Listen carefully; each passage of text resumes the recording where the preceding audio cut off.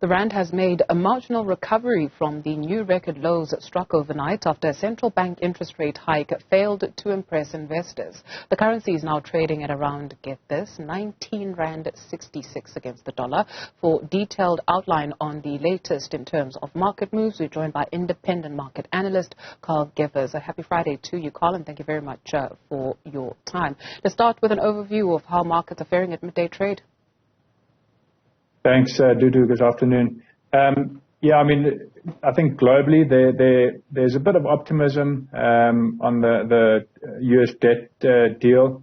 There is talk that there could be an agreement reached, and obviously the compromise there would be cap spending for the next two years. So there could be a resolution there, hopefully.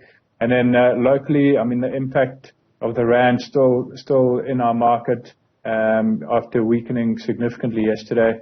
With today the market under a bit of pressure, just over 0.5% down the all share, but the resources doing slightly better on the back of the weaker rand there, being rand hedges.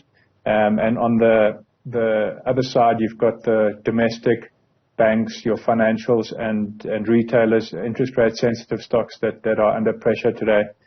So I think that's pretty much the story so far for the day today. Sure. South African farmers are expected to harvest a 4.65% more maize in the 2022-23 season compared with the previous seasons, according to the government's Corp Estimates Committee. So let's make sense of those numbers and what it tells us about the health of that sector. Yeah, I think in terms of plantings, it hasn't been much of a change in terms of the expectation there, but the yields being slightly better, so a higher expected ultimate harvest from the 15.47 million tons last year to 16.19, the expectation.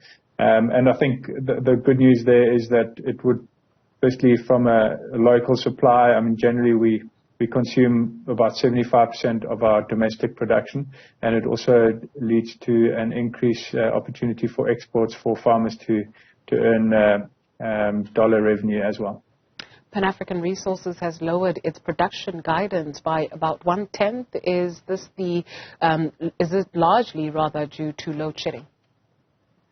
Yeah, a big portion of it is due to load shedding. So their gold production is expected to be 175,000 ounces from the previously guided 195 to 205,000 ounces. So the load shedding impact, they say, is about 10,000 of that. The other impact comes from a slower than expected ramp up at Barberton, and then also lower production, mainly due to geological challenges at the Evander mine. So all those impacting production volume negatively, and also then ultimately it'll impact the cost per ounce produced. So the market, not really liking that update, and at one stage the share was down 20% this morning.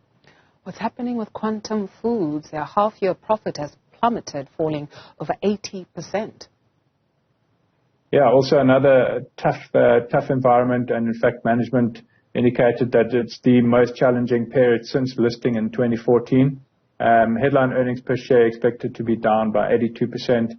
The main area where they're struggling is within have struggled is within the eggs business, where there's been pressure firstly on input costs, and also there's oversupply. So the inability to increase pricing to the market, and generally it's quite a price sensitive market there.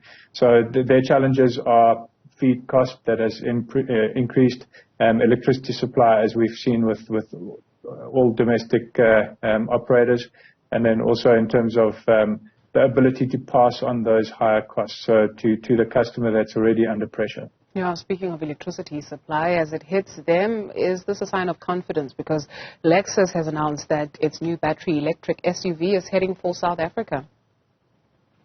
Yeah, interesting there. An SUV obviously, targeted at the premium market. So I think when it comes to electricity supply, one would have to probably rely on one's own solar, setup. But quite an interesting vehicle.